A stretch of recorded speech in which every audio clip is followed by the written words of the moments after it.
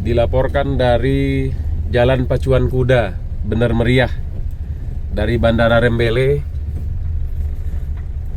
jalan alternatif yang akan menuju ke arah kota Bener Meriah.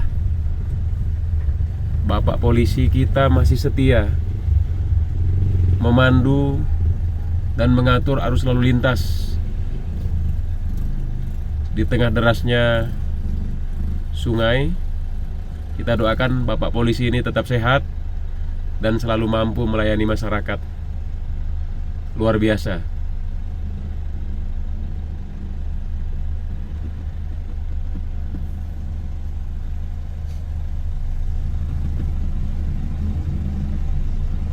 Beliau membantu mobil HS masyarakat yang terjebak batu. Masya Allah, sungguh mulia polisi ini dengan ikhlas tetap melaksanakan tugasnya.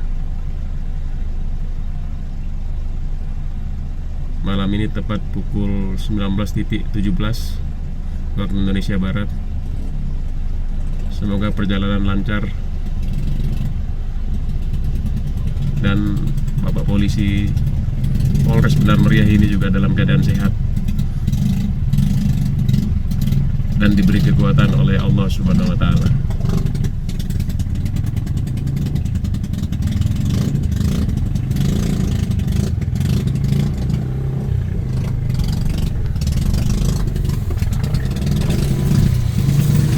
Makasih Pak.